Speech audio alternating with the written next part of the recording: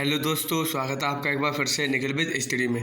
दोस्तों आज मैं आपको बताऊंगा उत्तर प्रदेश पुलिस भर्ती में जो सिलेबस आता है उसकी क्या क्या रेंज है, कहां तक आता है, कितने नंबर का आता है। तो चैनल पर नए हैं, चैनल को जरूर सब्सक्राइब कर लेना। और मैं आपको बताऊंगा, यहाँ से चालू करता हूँ। अधिकतम अंक यानी 300। दोस्तों ये 300 नंबर का होगा। सबसे पहले तो आपको बता दूं, ये होगा 300 नंबर का, ठीक है। और 300 नंबर का कैसे होगा ये मैं बताऊंगा। दोस्तों एक क्वेश्चन जो है 2 नंबर का होगा। कितने का? तो दोस्तों 150 क्वेश्चन कितने नंबर के हो गए? 150 क्वेश्चन दोस्तों हो गए 300 नंबर के। कितने? 300 नंबर के, ठीक है। इतना आपको क्लियर होगा। उसके बाद हमको क्या करना है, ये विषय देखना है कि कौन सी विषय आ रहा है सबसे ज़्यादा। सबसे पहले आ रहा है दोस्तों सामान्य ज्ञान, फिर सामान्य हिंदी, फिर मैथ, फिर उसके बाद रीजनिंग। दोस्तों सामान्य ज्ञान 37 नंबर का होता है। उसके बाद सामान्य हिंदी 38 नंबर की होगी आपकी। और संख्यात्मक जो योग्यता परीक्षा है ये 19 नंबर की होगी। और उसके बाद ये जो रीजनिंग है ये दोस्तों 56 नंबर की होगी। कितने की? 56 की। इन सबको टोटल जो है दोस्तों 150 क्वेश्चन हो गए। ये टोटल क्वेश्चन कितने हो गए? 150। और 150 क्वेश्चनों का दुगना हो गया दोस्तों 300, यानी कि 300 क्वेश्चन, 300 नंबर का ये क्वेश्चन पेपर होगा आपका, ठीक है। चलते हैं नेक्स्ट। इतना बात समझ में आई आपको? उसके बाद कौन कौन से सब्जेक्ट हैं ये बताता हूँ। सबसे पहले दोस्तों आता है सामान्य ज्ञान। दोस्तों सामान्य ज्ञान में क्या क्या आता है? दोस्तों पहले तो सामान्य विज्ञान आएगा। सामान्य विज्ञान में आपकी फिजिक्स, केमिस्ट्री और बायोलॉजी होगी। उसके बाद भारत का दोस्तों इतिहास आएगा। और ये दोस्तों भारत का इतिहास जो है विश्व का इतिहास भी हो सकता है, ठीक है। भारत का इतिहास, खैर अभी तो भारत का इतिहास दे रहा है तो हम भारत का इतिहास ही पढ़ेंगे। उसके बाद दोस्तों संविधान। उसके बाद दोस्तों क्या होगा? संविधान। संविधान के बाद होगा दोस्तों भारतीय अर्थव्यवस्था, यानी हमारी इकोनॉमी, ठीक है। हमारी क्या होगी? इकोनॉमी। उसके बाद संस्कृति, हमारी संस्कृति। फिर भारतीय कृषि। उसके बाद वाणिज्य एवं व्यापार। फिर उसके बाद जनसंख्या, यानी हमारी जो जनगणना होती है उसके बारे में, जनसंख्या के बारे में। उसके बाद दोस्तों पर्यावरण। पर्यावरण के बाद नगरीकरण। नगरीकरण के बाद दोस्तों विश्व का भूगोल तथा भारत का भूगोल। और उसके बाद प्राकृतिक संसाधन। उसके बाद उत्तर प्रदेश की शिक्षा, संस्कृति और सामाजिक प्रथाओं के संबंध में विशिष्ट जानकारी, ये आप ध्यान रखना। उसके बाद उत्तर प्रदेश में राजस्व। उत्तर प्रदेश में राजस्व, और पुलिस व सामान्य प्रशासनिक व्यवस्था, मानवाधिकार, आंतरिक सुरक्षा एवं आतंकवाद, भारत और उसके पड़ोसी देशों के बीच संबंध, राष्ट्रीय तथा अंतर्राष्ट्रीय महत्व के समसामयिक विषय। समसामयिक विषय का मतलब होता है दोस्तों आपकी करंट अफेयर्स, ठीक है। उसके बाद अंतर्राष्ट्रीय संगठन, विमुद्रीकरण और उसका प्रभाव, साइबर क्राइम आएगा इसमें, वस्तु एवं सेवा कर दोस्तों इसमें टैक्स के बारे में भी पूछा जाएगा। टैक्स के बाद दोस्तों आएगा तुम्हारा पुरस्कार और सम्मान। दोस्तों हाल ही में जिसको पुरस्कार सम्मान मिला होता है वो। फिर देश की राजधानी, मुद्राएं भी आ सकती हैं, देश भी आ सकता है। और दोस्तों महत्वपूर्ण दिवस आएंगे, अनुसंधान एवं खोज आएंगे, यानी हमारा इसरो और जो इसरो और नासा जो है वो। पुस्तक और उनके लेखक। दोस्तों पुस्तक और उनके लेखक आ सकते हैं। अरुंधति राय के लेखक कौन है? अरुंधति किसके मतलब लेखक हैं? ये सब। सोशल मीडिया कम्युनिकेशन आ सकती है, यानी हमारा कंप्यूटर बेस, ठीक है। कंप्यूटर बेस से कंप्यूटर आता है। दोस्तों ये टोटल हमारी जीके की जो है सब्जेक्ट है। अब आते हैं हम नेक्स्ट सामान्य हिंदी पर। दोस्तों हिंदी में हमको क्या क्या पढ़ना है देखते हैं। हिंदी और अन्य भारतीय भाषाएं। सबसे पहले हमें भाषाएं पढ़नी, कितनी भाषाएं होती हैं, कहाँ बोली जाती है।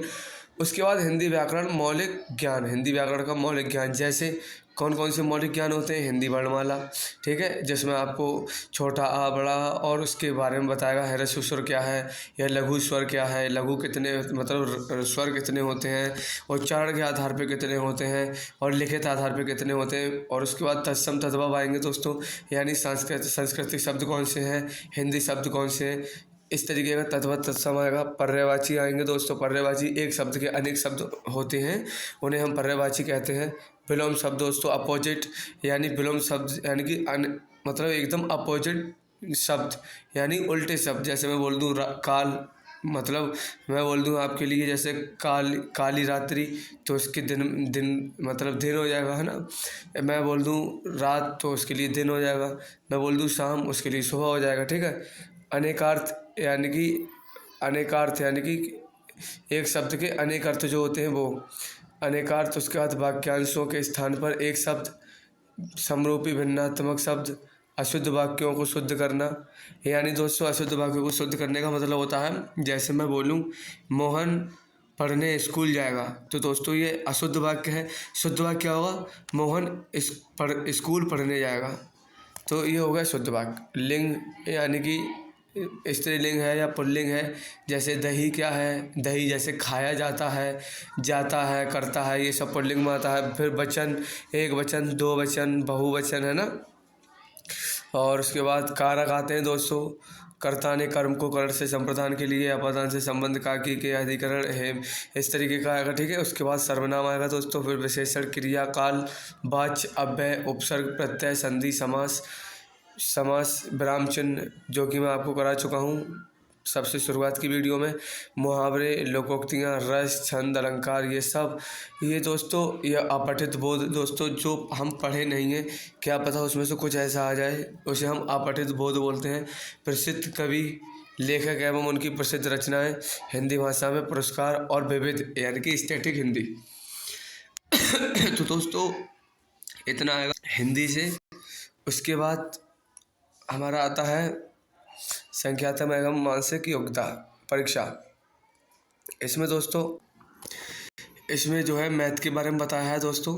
जैसे कि हमारा सबसे पहला यही आ गया, जैसे हम कहते हैं मैथ, जैसे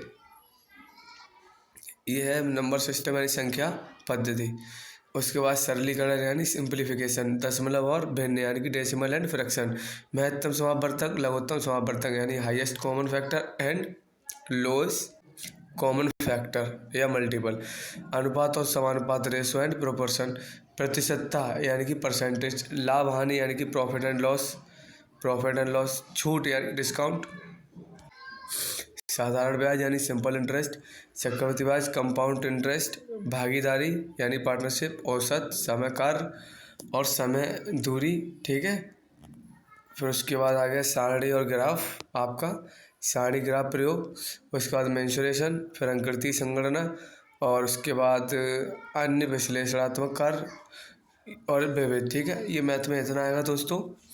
फिर उसके बाद आ गया मानसिक योग्यता परीक्षा।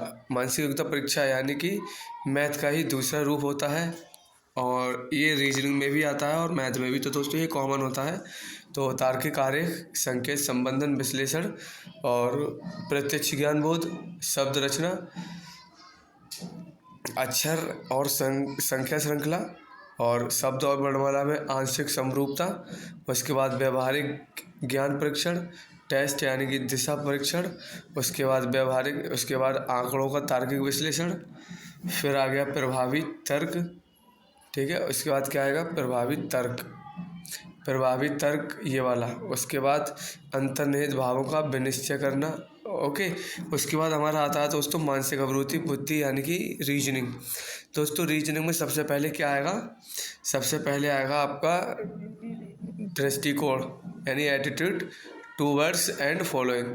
फिर आएगा जनहित। उसके बाद कानून एवं शांति व्यवस्था, फिर सांप्रदायिक सद्भाव। उसके बाद दोस्तों अपराध नियंत्रण, फिर विधि का शासन, फिर अनुकूल की क्षमता, फिर दोस्तों व्यावसायिक सूचना। फिर उसके बाद बेसिक स्तर से आएगी व्यावसायिक सूचना। फिर दोस्तों पुलिस प्रणाली किस तरीके की होती है, समकालीन पुलिस मुद्दे एवं कानून व्यवस्था। उसके बाद आपका व्यवसाय के प्रति रुचि, ठीक है। उसके बाद मानसिक दृढ़ता, अल्पसंख्यकों एवं अल्प अधिकारों वालों के प्रति संवेदनशील, ठीक है। उसके बाद लैंगिक संवेदनशील, ठीक है। ये सब दोस्तों मानसिक अभिरुचि परीक्षा में आएगा। उसके बाद दोस्तों बुद्धि लब्धि परीक्षा होगी, जिसमें आएगा संबंध एवं मानसिक समानता परीक्षण। उसके बाद असमान को चिन्हित करना, श्रृंखला पूरी करने का परीक्षण। उसके बाद दोस्तों संकेत लिपि और सांकेतिक लिपि को समझना, है ना। उसके बाद दोस्तों उसके बाद आता है कोडिंग डिकोडिंग हो गया अपना। उसके बाद आएगा दिशा ज्ञान परीक्षण यानी कि डायरेक्शन सेंस टेस्ट, उसके बाद रक्त संबंध, उसके बाद वर्णमाला पर आधारित प्रश्न, फिर समय क्रम परीक्षण, उसके बाद बेनारेख और चार्ट सादृश्य परीक्षण, उसके बाद दोस्तों गणितीय योग्यता परीक्षण, और उसके बाद क्रम में व्यवस्थित करना। ठीक है, अब आ गया तार्किक परीक्षा। दोस्तों तार्किक परीक्षा में क्या क्या होगा, चलते हैं दोस्तों। तार्किक परीक्षा में समरूपता, समानता, भिन्नता, खाली स्थान भरना, समस्या को सुलझाना, विश्लेषण निर्णय करना यानी निर्णायक क्षमता, दृश्य स्मृति, विभेदन क्षमता, उसके बाद पर्यवेक्षण संबंध, फिर अवधारणा, अंकगणितीय तर्क, शब्द और आकृति वर्गीकरण, फिर अंकगणित संख्या श्रृंखला, और उसके बाद अमूर्त विचारों एवं प्रतीकों तथा उनके संबंधों से सामंजस्य क्षमता। ठीक है, ये सब दोस्तों आपका टोटल हो गया और यही आएगा आपके एग्ज़ाम में। और दोस्तों आप सबको इस सब की तैयारी करनी है। और वीडियो अच्छी लगी हो लास्ट तक अगर आप चैनल आए हैं तो चैनल को ज़रूर सब्सक्राइब करके जाना, और ऐसी वीडियो के साथ मिलते हैं अगली बार। और हाँ, तैयारी में जुट जाओ क्योंकि 23 अप्रैल से दोस्तों फॉर्म पढ़ना चालू हो रहा है। 23 अप्रैल 2025, ठीक है, 23 अप्रैल 2025 को फॉर्म पढ़ने चालू हो जाएंगे। तो अपने डॉक्यूमेंट्स को तैयार रखना। चलते हैं, कल मिलते हैं आपको अगली अच्छी सी क्लास के साथ। आज के लिए इतना ही, थैंक यू।